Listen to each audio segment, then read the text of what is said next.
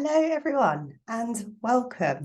Today is the first day of spring, and I thought it was really timely considering it is a new season, it's a fresh start, we're coming into summer, to share a little bit about me and what I do in my business. And it's also a good reminder that life is cyclical, it ebbs and flows at certain points in time. And when it comes to our finances, they can also go through cycles as well. So I wanted to take this opportunity to share a little bit about me and what I do. I've been having some very interesting and fruitful conversations over the past couple of months about financial coaching, how I help people, what financial coaching actually is.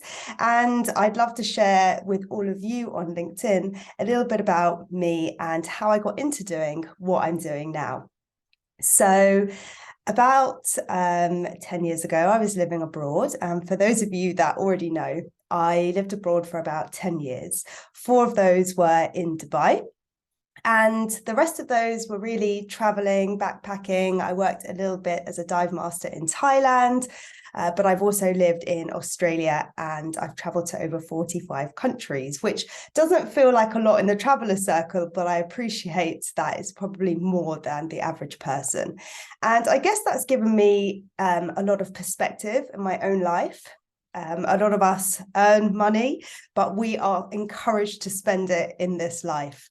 And often where our money goes, it's on things that we tend to value, right? So I suffered from burnout from a role that I had in Dubai. And a turning point for me was when I was really, really stressed and I was on a business trip flying to Egypt and I fainted on the aeroplane. And I kind of thought nothing of it until I went to the doctors who had told me that it was really because of stress. And it took that for me to realize that I wanted to reinvent my life and help people live a life stress-free, but also doing something that they really love. And when I came back from traveling, I decided to do a diploma in transformational coaching. And I did my diploma with the Animas School for Coaching, which is amazing. I would highly recommend them for anyone interested. And as I began to set up my own coaching business, I realized that there was a lot that I didn't know about money and how to manage money in terms of a business. Now, I've always been quite good at saving money in my own personal life. And it kind of took me on a bit of a venture learning about financial coaching.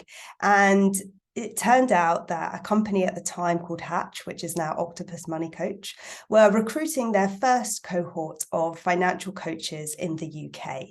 And I joined their first cohort of training. And from then, I have since coached almost 800 people in how to effectively manage their finances. And it was really that curiosity about wanting to understand a little bit more about financial coaching, what it is, how it can really benefit people. It is a relatively new niche in the UK specifically.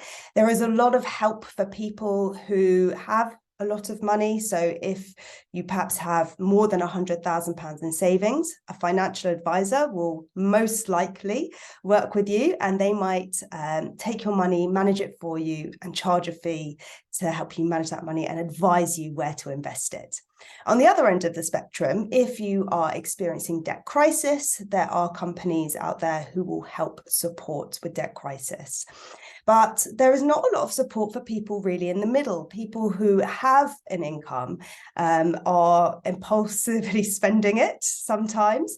Sometimes people might be saving money and they want to know how to level up and learn a little bit more about investing, maybe how they can use that money as a deposit on their first property. But the mechanics of how finances work can be very, very overwhelming. There is a lot of information online. There are a lot of fintech influencers. There's a lot of information about cryptocurrency. And ultimately, it's putting people in a place where they perhaps feel a little bit confused. And so we kind of say, well, there's no point switching my savings account from a 0.1% to a 4% because it's not going to make that much difference. But the truth is, it comes down to our money mindset. And that money mindset is going to set us up or not for success in the future. And one of the things that I found that really helps people is to get clear on their financial goals, which leans into a little bit around financial planning. So what makes me different to other financial coaches is that I lean into this space of transformation. So our relationship with money, our mindset, financial well-being, and those kinds of topics, which some people might call a little bit airy-fairy, and pairing that by leaning into the practical steps that we can take to better optimize our finances.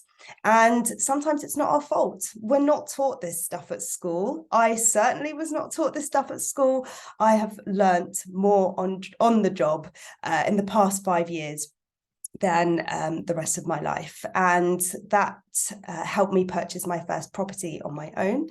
And we know that there are lots more barriers to entry to purchasing a property. There are more financial responsibilities now. Childcare has gone up. That's been a huge topic in the spring budget last week. And yeah, I'm just really passionate about helping people to better manage their money. Someone asked me the other day, if I don't have a lot of money, why would I hire you as a financial coach?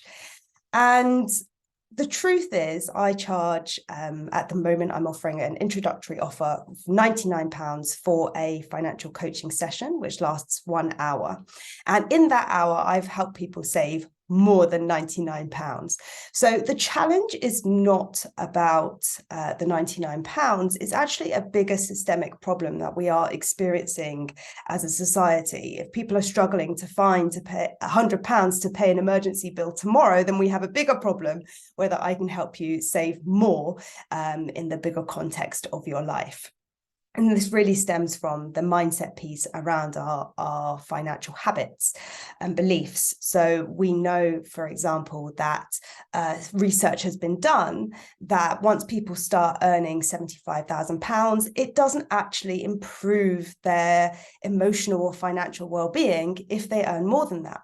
And actually, research has shown, if you earn over £105,000, actually happiness starts to decrease.